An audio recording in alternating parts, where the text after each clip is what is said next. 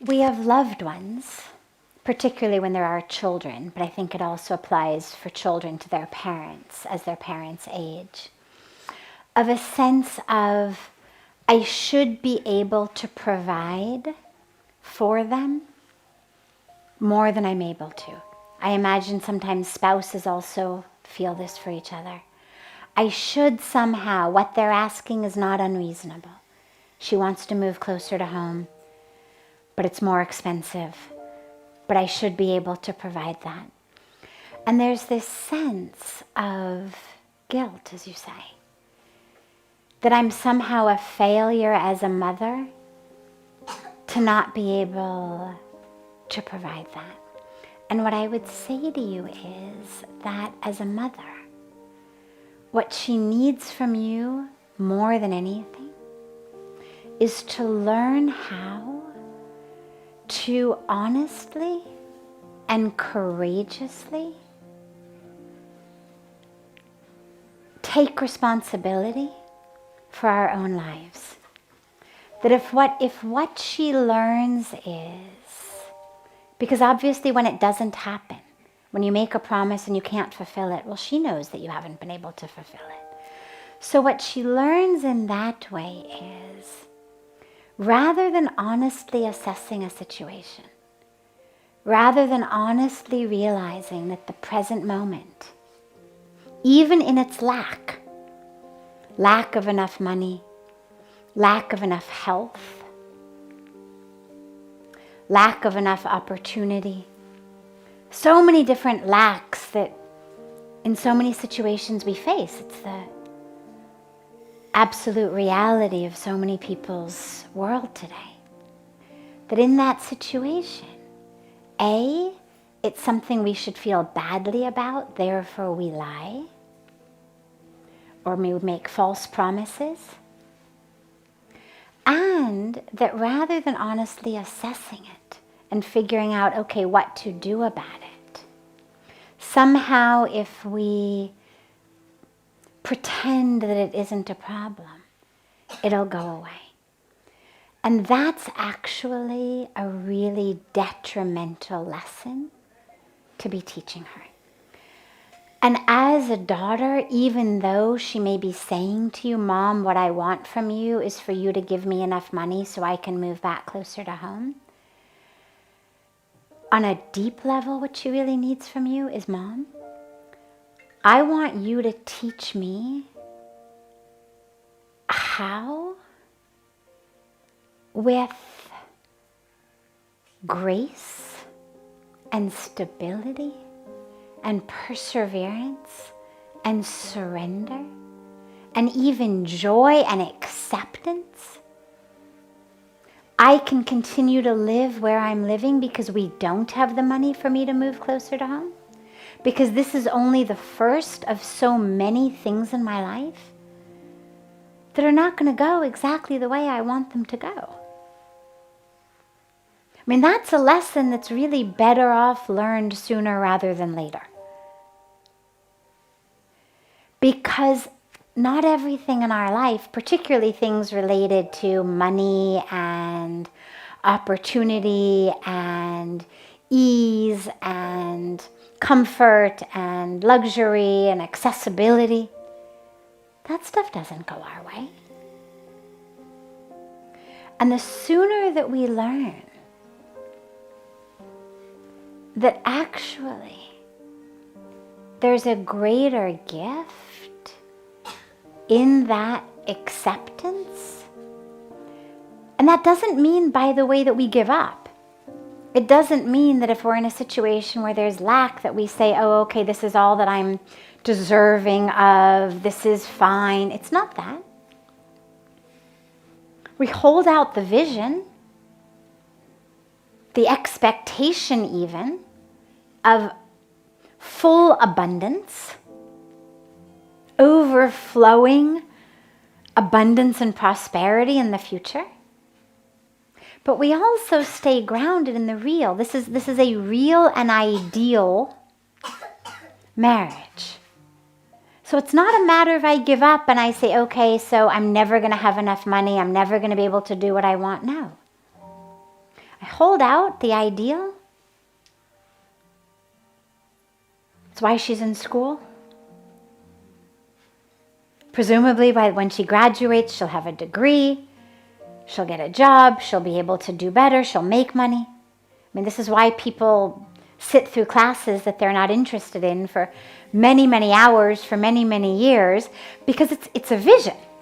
It's a vision of, I will sacrifice in the short term in order that in the long term, I will have this piece of paper. In exchange for all these hours I've spent sitting in class, I'll get a piece of paper. That piece of paper will give me opportunity. That piece of paper will open doors, careers, jobs, vocations, whatever it is, that therefore I will make money and have opportunities. That's why people do that. Otherwise, why would people spend so many years spending all the hours of their day sitting in classes they weren't interested in? So at some point in the future, presumably, she will have the money to do with it whatever she wants. But at the moment, the lesson for you to teach her is that this is a wonderful opportunity to find peace and find an experience of inner abundance, even if there's something she wants externally that's not happening her way. There's a beautiful teaching. There was an incredible saint who used to live right across Ganga from us, Swami Dayanandji Maharaj, who left his body a few years ago. And he used to say, and I hold this very dear to my heart and share it frequently, he used to say, the only definition of success that matters at all, he would say, I don't care how much you make, I don't care what your title is, I don't care any of that. The only definition of success that matters is how you respond to the inevitable times, they happen to everybody, inevitable times when the universe does not act the way you think it should. I'll give that again. Success is how you respond to the inevitable times when the universe does not act the way you think it should. And so this is a perfect opportunity for her to learn and for you to model this success. The universe is not acting the way you think it should. There isn't enough money in the bank for her to move close to home while still being in school. What a wonderful opportunity to learn about a different model of success. Not to be bitter, not to be resentful, but of course to keep holding out the vision, the expectation, the manifestation of the abundance, while simultaneously knowing in this present moment, everything is exactly right. Whether I'm 5 kilometers from home or 50 kilometers from home or 500 kilometers from my mom's home, this moment is exactly perfect. And that's what she needs from you in this moment. So stop telling her things that aren't true.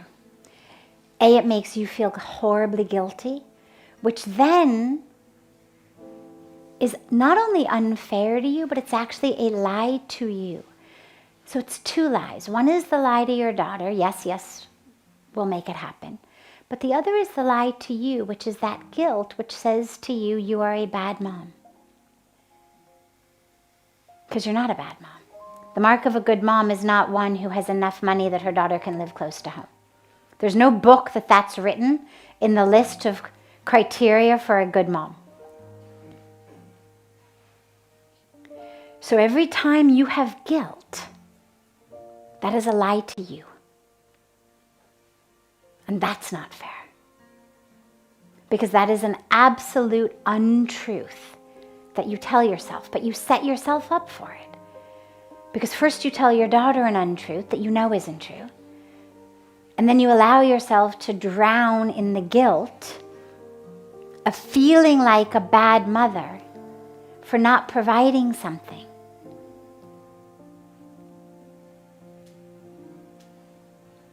But there isn't any need to provide anyway.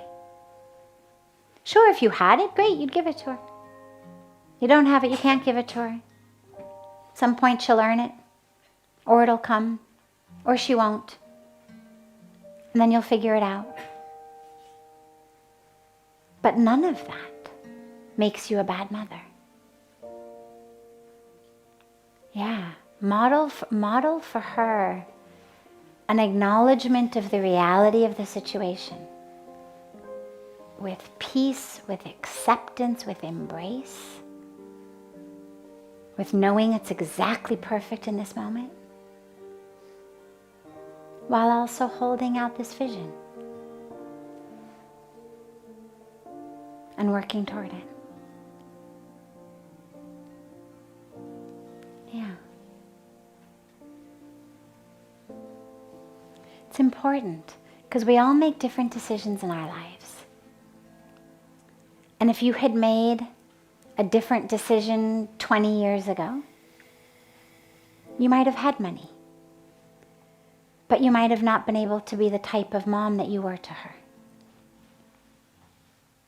But when guilt comes, guilt is like this narrow a vision, and it doesn't let us see actually all of the goodness. It only shows us that one point of lack. And so it's this untruth that takes such a tapestry of goodness and shows us just, see where that thread's starting to come unraveled? Instead of seeing the beautiful tapestry.